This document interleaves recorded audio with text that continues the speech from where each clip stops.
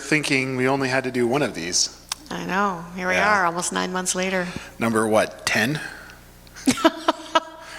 I don't know. It's getting old. Well, welcome to another COVID video announcement with Pastor Jody and myself. Wish we didn't have to make these, I guess, but we have new regulations coming down from the Saskatchewan government, and we've put together our best plan. The thing we think will make the most sense for our congregation and how we plan to navigate the new regulations. So, just in case you don't know or you aren't aware, the government of Saskatchewan has restricted church gathering sizes to 30 people.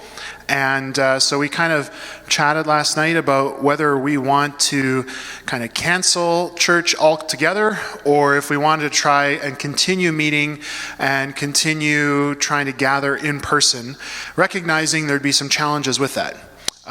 So we felt we should keep trying this in person. And in order to do that, we're going to have to make some changes, and so this is the information. Yeah, so I guess the first change that we're going to recommend is that we divide our church family in half. And are we going to do height? You take the short ones, I take the tall ones.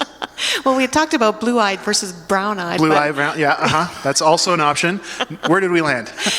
We landed alphabetical. So we're asking that families with the last name between A and F, you would be considered one half, and G to Z, the other half. And so what that means is that we're asking the first group of people to consider coming to church. If you're planning to come in person, continuing that as part of your pattern, we're asking that you would come this weekend. What is that, November 29th, I believe, 28th, 29th. And then next weekend, we would ask you to just watch online, allowing the second group, G to Z, to come, and then continuing that pattern, one on, one off. Basically, if you come to church this weekend and you're 8F, you don't come to church next weekend. That's right. You, at least not in person, you can jump in online. So we're going to have online, we're going to have Mixler, which is audio, and we're also going to plan for our radio broadcast to resume during this restricted time, so that those that can't be in person and don't have technology to stream it can still participate on the radio. We want everyone as much as possible to be able to be included. Let me just look at my notes. Unfortunately, we're going to have 30 people maximum in the building. Now, with 3 pastors and on Sunday morning 2 tech people, that leaves us a total of room for 25. We also really want to avoid turning people away at the door. So what we're going to do for Saturday service, we're going to have a maximum registration amount of 24. Which leaves us 2 kind of walk-in spots. If someone happens to not register and they come to the door, we can still let 2 people in Saturday evening. And then Sunday morning, we're going to have a maximum registration of 21, which leaves us up to 4 walk-ins for people who forgot to register or aren't aware. We can still allow up to 4 people in. But here's the big but.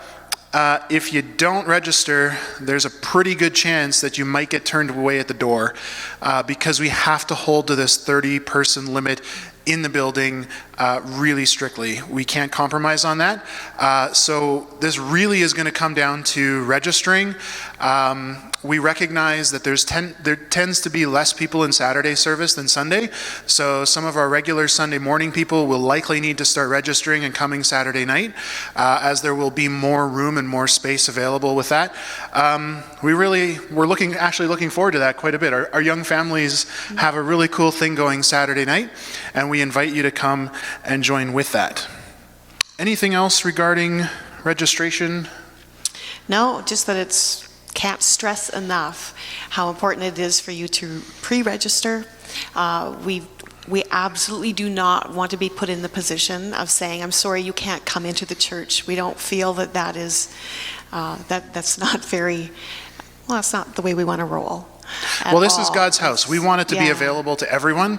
And during this season of restriction, the way this space is available to everyone is if we all do our part and we all register. And so essentially, if you don't register, you will be treated as a walk-in, which means there may or may not be space for you. And that's the reality of the restrictions. If we want to keep doing this gathering together, which we think is really important, and we have a lot of good stuff going on here to do. And I think we were going to do this until the restrictions lift. And I think that was our timeline. So we don't really have one other than it's going to take us through the Christmas season. Yeah. And then, until the restrictions lift. So until we get back to more than 30 that can be in this space, we'll continue with this alternating pattern of alphabetical Sundays.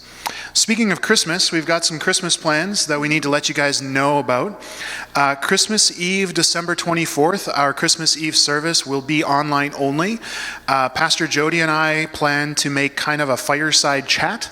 So we're going to borrow someone's fireplace and put some logs crackling in the background, and we're going to have kind of our Christmas address, if you will, from the two of us to our church family. And we're going to be posting that sometime Christmas Eve, and you can partake with your family whenever you want. Whenever you guys do your Christmas celebrations, you can put that video on and join with us in that. So we will not be having in-person Christmas Eve. And then December 26th and 27th, that Saturday and Sunday will be, there will not be a Saturday service. So we will not be having Saturday service, and Sunday will be online only as well. But that will be coming from the denomination. So back when, was it Good Friday? I think they did that? yes, Good Friday. Good Friday, yeah. So our denomination put out a Good Friday service. Man, that feels like a long time ago. Our denomination put out a Good Friday service for everyone in the Free Methodist Church to partake together and join in that. And they've offered and are doing that again for the 27th for that Sunday. So we will be linking to that on our website and on Facebook. And that will be our plan, is as a church family to tune into that denomination Sunday service online together. I think that's everything. I think that got it. So the link will be up on the screen, weyburnfmc.com/register. We can't stress enough how important it is. And it's not even just important for you to get in the building, it's so that everyone, as many people as possible, can come and worship the Lord together in song and in scripture and in fellowship. And we want to be as inclusive as we can, and that means we're going to have to put in a little effort with these devices and online. If you can't register, if you don't have access to technology, which means you're probably not watching this video, but if you know someone who doesn't have access to technology, please have them call Laurel. So Laurel is happy to register people and change registrations and so on. So if you know someone, maybe a parent or a grandparent who doesn't have access to this technology or this video, please get in touch with them and have them call the office, and Laurel would be happy to register them for any services that they can come. All right, well, we will see half of you. We'll see half of you this weekend, and the next half, we'll see you the next weekend. Bye. Take care.